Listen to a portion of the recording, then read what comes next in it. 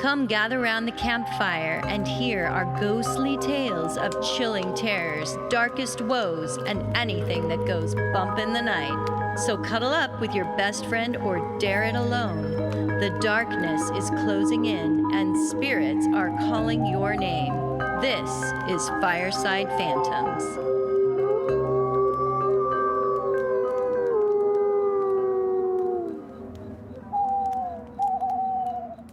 A friend of mine who helps me with ideas for stories suggested over a year ago that we cover a story about a book published in 1989 called The Vertical Plane, Okay. written by Ken Webster. Okay, Ken. Yes. In the article she sent me, the paranormal incident, also known as the Doddleston messages, involved a strange series of communications that were being received on a BBC microcomputer back in 1984. Beep, beep, beep, beep, beep, beep, beep. You remember how Did it those sound like sounded? that? Yeah. I remember those old computers, Yeah. and they were just like, it took forever. Yeah. And these messages seem to point to a possibility of paranormal activity. So it really piqued my interest because it seemed to indicate, a ghost in the machine type of phenomena. Ooh, cool. But I could not get my hands on this book, which documented all of this. It was just impossible to get without forking over $200 or more for a physical copy. Really? So it was out of print? Yes. Huh. But to my surprise, very recently, a second edition has been published now and is available on Amazon for less than $20. So I'm very excited to share this fascinating story today. I purchased the book, read it last week.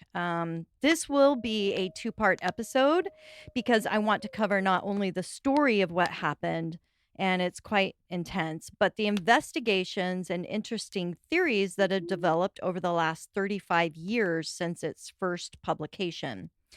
It's very difficult to take this story as anything but fiction, so fair warning, but the group of people involved and the author who experienced these paranormal events all swear it is true. Okay. The author states, quote, "What would you do if something very strange and bewildering happened to you? Something uninvited yet benign. Something which happened over and over again and which involved your friends, lover, and colleagues.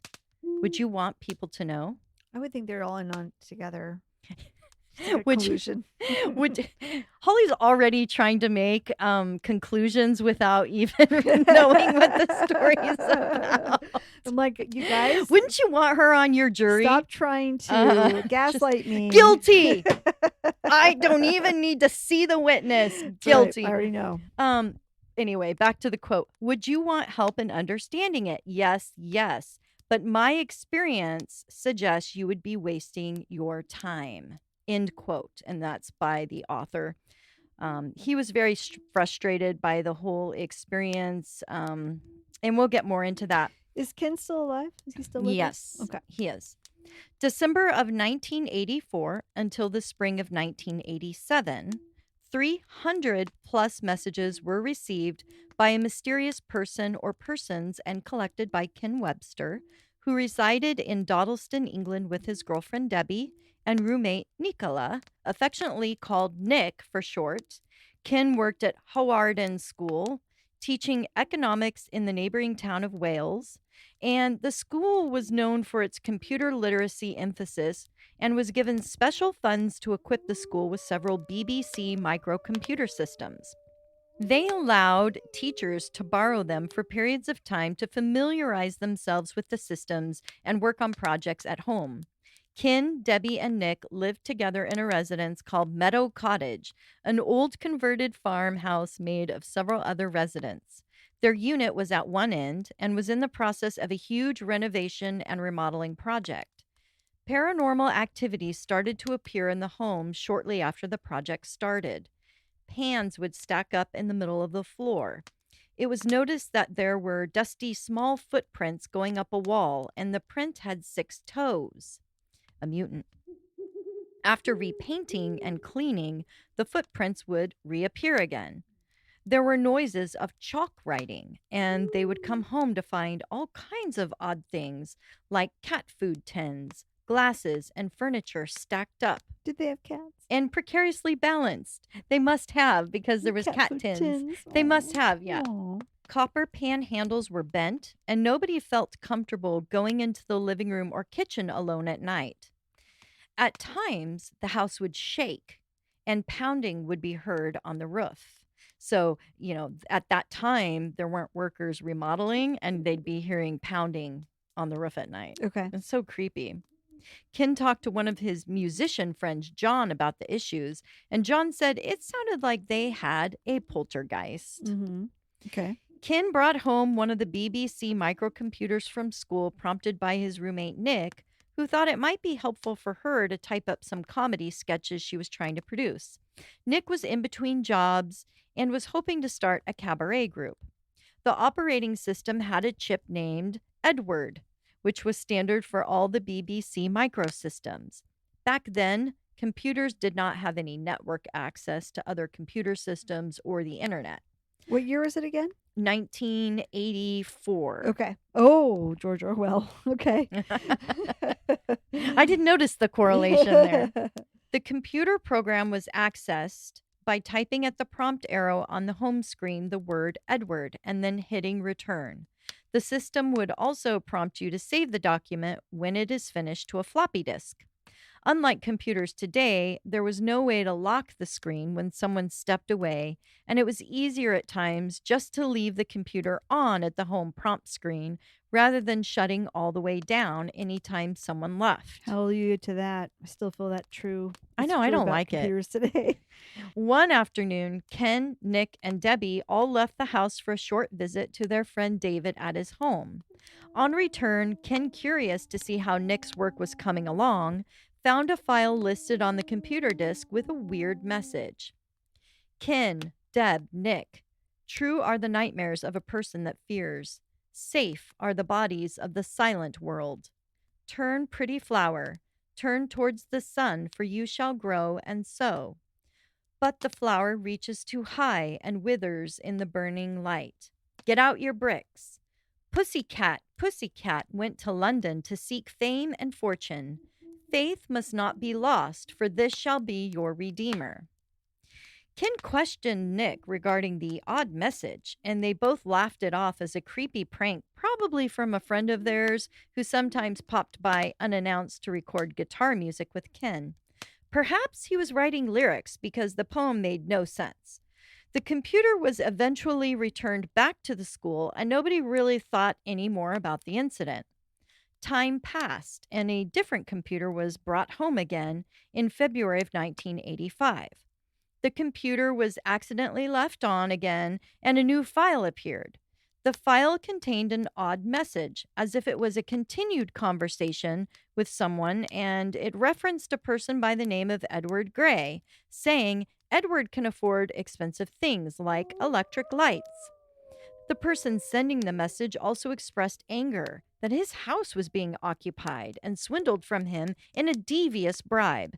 He ends the message with the initials LW. That's weird. Yeah. Ken was curious about the message because it was written in an Old English dialect, and he decided to discuss the strange text with other teachers in the school for possible insight into this message. Most of the teachers had little input and thought he was reading too much into it and suggested someone was probably just playing a prank on him or had access to his home and was using the computer without his knowledge. But one teacher, Peter Trindle, who taught English and was a friend of Ken's, was more puzzled because the language reminded him of the literary author Chaucer and was almost an exact match to the dialect written in the 16th century. Okay. That's a long time ago. Yep. So their ghost is from the 16th century. Yeah.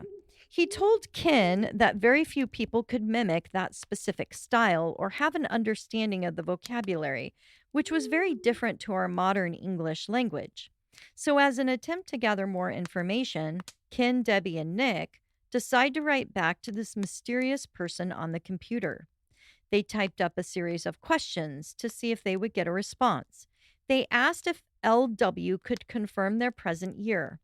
They left the house for dinner, going to a local pub, and came back a few hours later, hoping to find an answer, and were not disappointed. The message from LW said the date was March 28th, 1521. Oh, shit. Okay. And so the fall down the rabbit hole begins. Sure. Okay. Things really get interesting when LW starts calling himself Lucas Wainman and realizes that Ken and his other roommates are now living in the same spot as his present home in the 16th century. Lucas tells them a green man stepped out of his fireplace holding a Liem's boista, translated as a light box. He called himself One and told Lucas not to fear, but left him the device. His young cook, Catherine, was asleep at the time and could not see the light box. Then, about 2 weeks later, she was pleasantly singing near the light box, and Lucas realized her voice was appearing as text on the strange device. You know, this reminds me a lot of Alexa. You know, Really? Alexa, you shout and it like Lights up. lights So up. do you think it was an Alexa that this guy brought to him from the future through his fireplace? It can't be an Alexa because it printed out text. It like showed actual Maybe text. our Alexas will eventually do that. Hey, I like the way you think. Yeah. Maybe hold that thought. So Lucas kept communicating with them and said he had a wife and son, but they both died from the plague in 1517.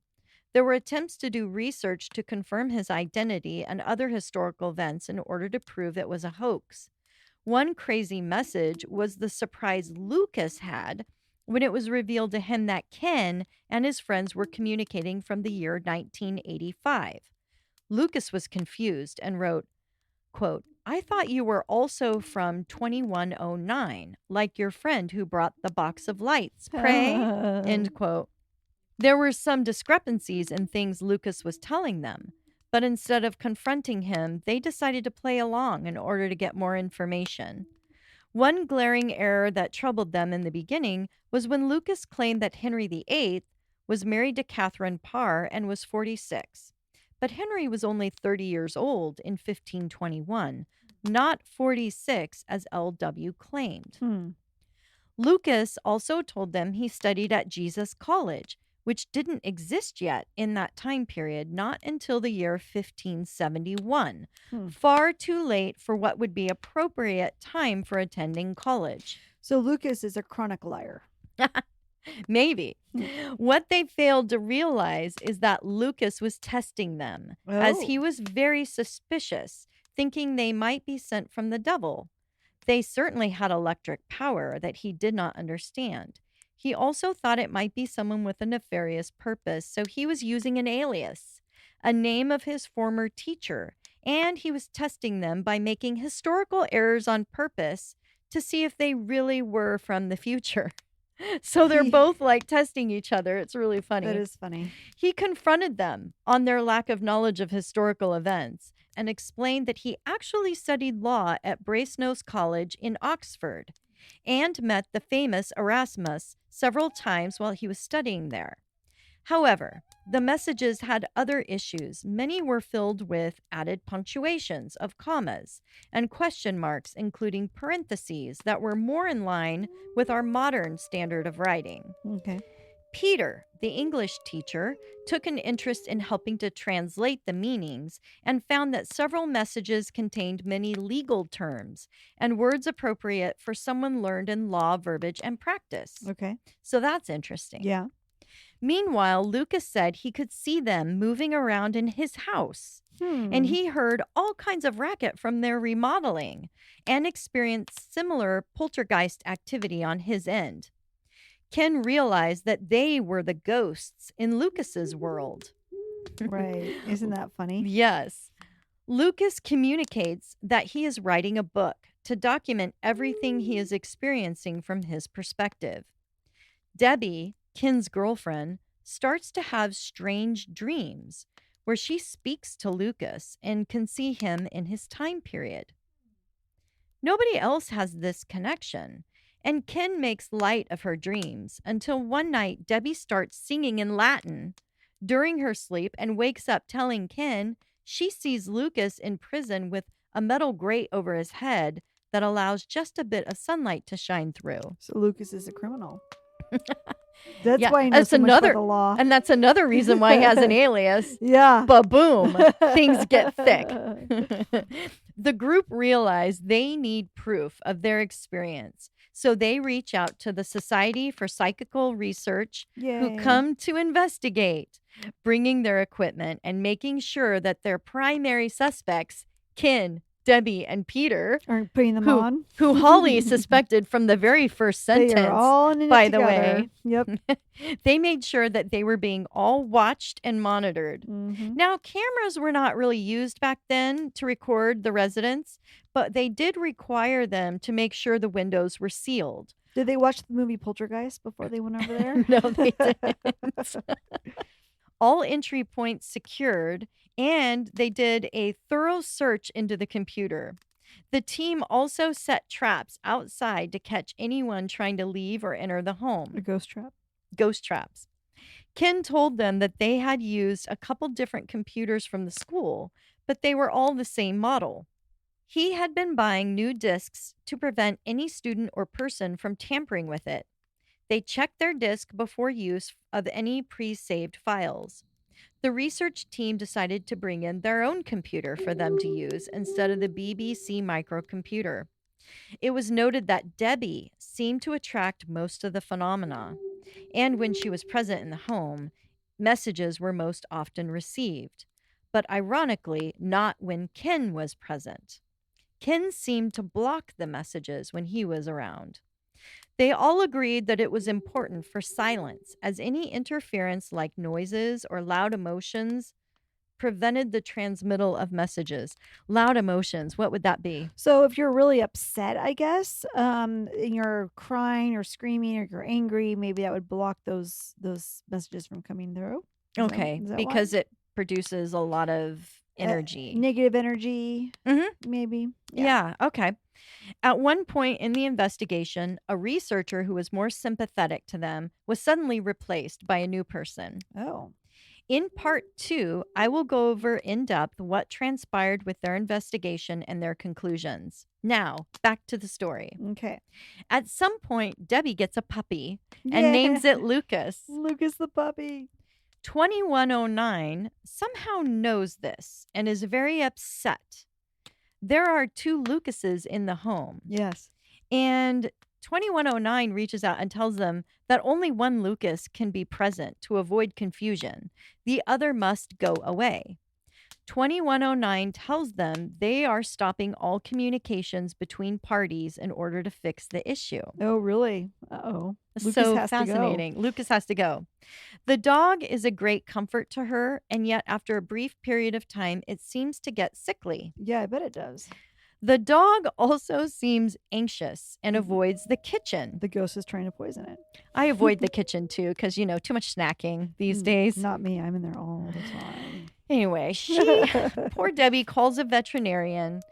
She tells the veterinarian her dog has come down with parvo, a dangerous virus, and gives the dog a 50-50 chance of living. It's probably the plague from the 16th century. Oh my God. Holly, you're cracking me up. Anyway, the veterinarian gives the dog medicines, hoping it will recover. But Debbie brings the dog back to the cottage as it appears to be making a comeback. But within the same afternoon, the dog suddenly dies. Oh, poor Lucas. Yeah, poor Lucas. A friend of Lucas's then starts communicating using the light box. Wait. A friend of Lucas the ghost, you mean? Lucas from the 16th century. Yeah, okay. Not Lucas the dog. No. See how confusing this is already? I just want to make sure we're clear. When you have too many people named the same. I hate it when families do that. Billy Sr., Billy Jr., and Billy the Third. And then you're all trying to communicate, and it's like, which Billy? You have to be looking at them. Yeah. A friend of Lucas's starts communicating using the light box. He confirms to them that Lucas has been arrested and was being held by the local sheriff, Sir Thomas Falshurst, due to his communications with the light box, or Liam's Boist. They assume he's using witchcraft. The friend also confirms Lucas gave him permission to communicate with them and that there is a metal grate over his cell. He seems to be okay because he's heard him singing in Latin to pass the time away. Weird. So, quite the match to Debbie's dream. Right. The group of friends have all gotten to know Lucas over the months, forming a warm bond and friendship with him. They frantically try to figure out a way to save his life. At this time, This feels like a Hollywood movie. it does. At this time, they try sending a message directly to 2109 to see if this person or group of people can help them. 2109 responds with a dire warning that their interference with the experiment can lead to trouble, saying, Ken, Deb, Peter, try to understand, and this is a quote, try to understand that you three have a purpose that shall in your lifetime change the face of history. We, 2109, must not affect your thoughts directly, but give you some sort of guidance that will allow room for your own destiny. How would he know that, though? Exactly. All we can say is that we are all part of the same God, whatever he is. End quote. I will mention here that their roommate Nick is no longer part of the group since she moved out of the home. But it is strange that somehow 2109 knows this and doesn't include her in his message. Like he already knows. Isn't that weird? I think 2109 lives upstairs in the attic and is watching everything from above. Yeah, it seems 2109 knows everything. 2109 never confirms what the numbers mean or that they are from that year. The person just signs off using that set of numbers in place of a name. This infuriates Ken because 2109 speaks in riddles and has terrible spelling. 2109, though, tries to give them a riddle which might help save Lucas if it is relayed to the king, but the group can't make sense of it. Tell the king the cat chased the mouse of the sick. I would think that would be a reference to getting rid of the plague. Because weren't rats responsible for the plague? Yes, so maybe cats this is how you would resolve the plague. Anyway, right? they don't understand it. So 2109 was the being in the beginning that brought that was one. Okay. So 1 and 2109 are doing an experiment. I see. Okay, I'm sorry. I think I missed that. Okay, I'm sorry. I think what happened is that this group of people from 1985, because they're living in the home, are messing up their experiment. Are getting somehow involved. Tapping into it with their computer. Right. Okay, got it. Okay. So this is a wild story, and it is hard to follow. But anyway, they plead with Lucas's friend for his real name. Just so that they might be able to research his fate in historical documents. They're trying to see, does he die? What happens to him? Right. But his friend said he does not trust them enough because he doesn't know who betrayed Lucas and got him arrested. Oh. So somebody said, hey, this guy's doing witchcraft in his house and he's got this weird device or whatever. He said Sheriff Falshurst is only keeping Lucas alive because of the light box. Meanwhile, English teacher Peter Trindle contacts a librarian, Robin Peel, working at Brosnos College. She researches possible candidates for Lucas's identity and thinks it might be between two people, John or Thomas Hardin. Robin feels it has to be Thomas because John goes on to become principal of the college, and they agree that it would be unlikely he would quit his position to go live in a small village raising chickens and farming. But Holly, urban living isn't for everyone. That's true. The friend writes to them and tells them the sheriff wants to speak with them directly. They are having issues communicating with them because on their end, the light box is not visible to everyone and works the best when Lucas is present, but he's in jail. Yeah. The light box disappears every time they attempt to move it. So Ken pleads to have the sheriff release Lucas, send him home so they can prove his innocence by sharing communications, which might help. Peter remembers reading about a former dean of the college, Bishop Mann, who had in 1533 communicated with Elizabeth Barton, the infamous Maid of Kent. Barton was a Catholic nun who had made prophecies condemning the marriage of King Henry VIII to Anne Boleyn, and who was executed as a result in 1534. Now, they already had this news. And so this would make Bishop Mann a traitor to the king. So Peter and Ken relay this to Lucas's friend, and they hope that it will be used as a bargaining chip with the sheriff. The next message they receive is from Lucas, who is temporarily freed to be under supervision at his house by the sheriff, who is still wanting to know how the light box worked and what other information they could share to make him powerful and in favor of the king. So the sheriff has like these grand ideas that he's going to become the king's right-hand man, Through right? the power of this box. The power of this box, I can bring you and foretell your future kind of thing. Right, So he's right. got an interest in it now. Sure. And Lucas tells them that Catherine, his cook, though, has been taken and lives with people he doesn't approve of.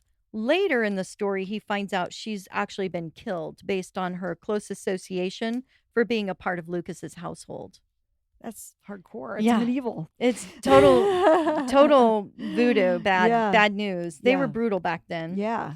Eventually, Lucas admits to his real name being Thomas Harden, spelled Hawarden, but pronounced Harden.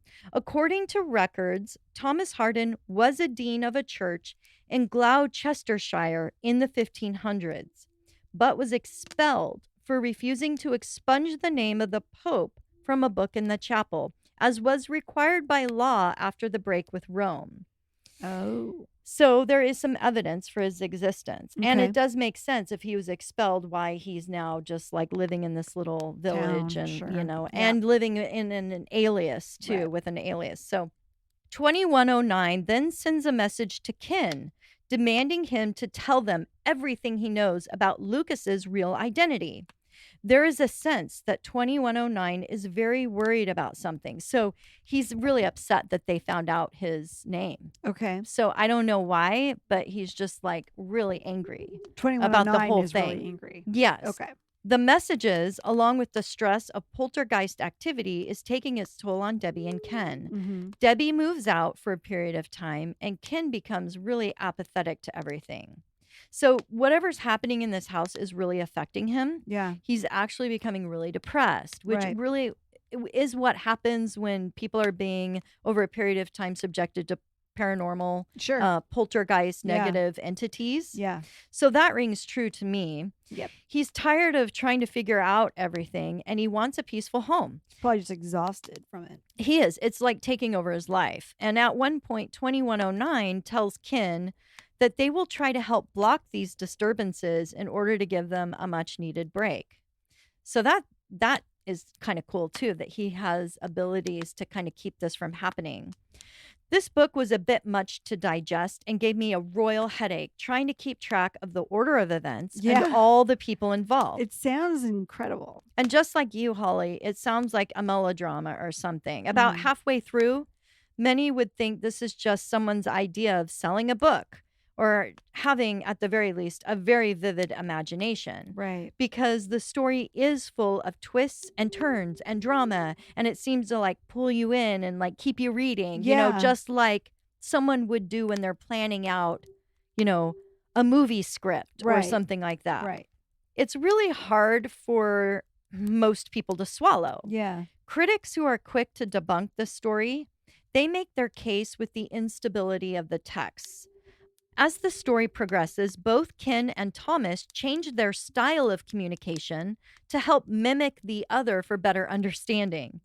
When this happens, it can seem like the correspondence of both parties can be from the same person, Uh-huh. most likely Ken, Right. right? So he's Yeah. very suspicious. Yeah. And however, there are arguments that prove this cannot be the case, and we will explore this further in part 2. Furthermore, many messages had to be recalled from memory because some mysteriously were vanished from the computer after being received. There was also messages that they said were tampered with, and they think it was 2109 who was doing this. Oh, weird. Like putting in weird things and like interrupting the communications because it was trying to change some of the communications to control what was Yeah. going on. Yeah. So it's hard to like know what's real. Huh. What messages are really authentic? Right. What are from his memory? Right. What were coming from 2109? Yeah. It's just a mess. Yeah. Right? Yeah. So I hope to bring more of an understanding of the paranormal activity going on in this house and discuss the possibility of finding Thomas Harden's book if it truly exists. Because Thomas Harden said he was writing on his end all of his experiences and everything that was happening to him with 2109 and 1. So, what are the chances that he got that book published in 1500, like 15 whatever year he's in? What are the odds that that even would survive or be a thing? Well, I think we should do the cards on it in part 2 and see. I mean, after I, go through all the investigations, Yeah. the possibilities, because there are people out there. This book has not been found yet. Yeah. And there are diehard fans of this book that truly believe this happened. Yeah. And they're searching for it as we speak. Huh. And I'm going to, propose some theories as to where it might be. Have there been any documentaries made about this? Oh, there's been several. Yeah. Huh. Yeah, there have. Really? And, a lot of them really just, they point to the text being too crazy to really make a case. Yeah. But in this second edition of the book, Ken really talks about how, the studies and the research that they did was really trying to prove it as a hoax without considering the full other aspects involved. Huh. Like they totally disregarded all the paranormal activity going on. Right. So it seems to many who read the story that Ken must be at the very least embellishing the story. Does Thomas Harden escape his sentence? Do we find out what kind of experiment 1 and 2109 are doing? I hope to bring more of an understanding of the paranormal activity going on in the house and discuss the possibility of finding Thomas Harden's book if it truly exists. We will do a deep dive next episode in part 2 because the Thomas Harden story is an interesting conclusion. Okay. But I am more excited about 2109's messages regarding time travel. Oh, cool. Yeah. I always wondered why the book was titled The Vertical Plane. Uh-huh. The author said it's because 2109 explained that layers of time and events are stacked upon each other vertically. Oh. And there are just a few periods of time when all the right set of circumstances allows for the simultaneous witness of multiple future and past events. Really? So the last event of this nature took place in Canada in 1941. Really? Huh. Join us next week when we discuss all these questions and we find out the conclusion of our story and much, much more. Very cool. I'm excited to hear it. When you're telling your story, it made me think of that movie, The Others, with Nicole Kidman. Oh, yes. Because they think that they're the ones alive and they're in like World War II. I love that movie. And then it turns out that they're actually the ghosts. Yeah, I like that. But that's what it made me think of. And that's funny that you were thinking of that because I was thinking of the Netflix series, The Umbrella Academy, where they have that Ministry of Time that's interfering with all of the timelines and the Academy of students are they have like these superpowers and they're trying to go back and fix the timeline. But every time they do it, they mess up the experiment or they mess it up trying to interfere. Yeah. And so that my mind was kind of going through all of that. Oh, okay. As I was, reading this book. It's definitely been referenced in popular culture. Yeah. Yeah. So thanks, guys. And we'll find out more and get into the research part of this. Da, da, da, da. Have a great week. Bye.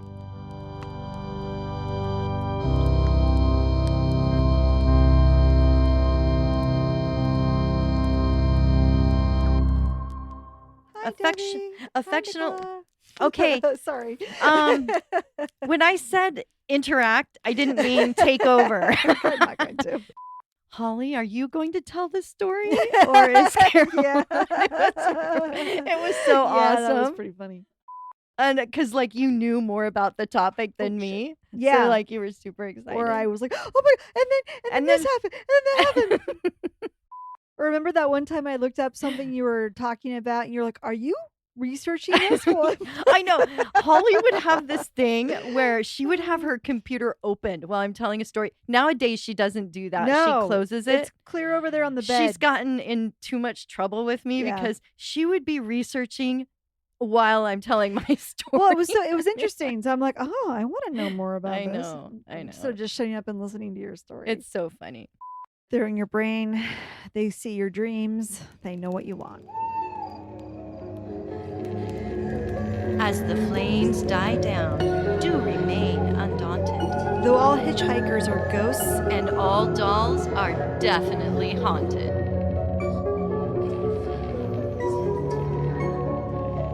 hey guys, be sure to follow us on Instagram. Our handle is @FiresidePhantoms. If you have a spooky story you would like to share with us, send it to firesidephantoms@gmail.com and you may hear it on a future episode.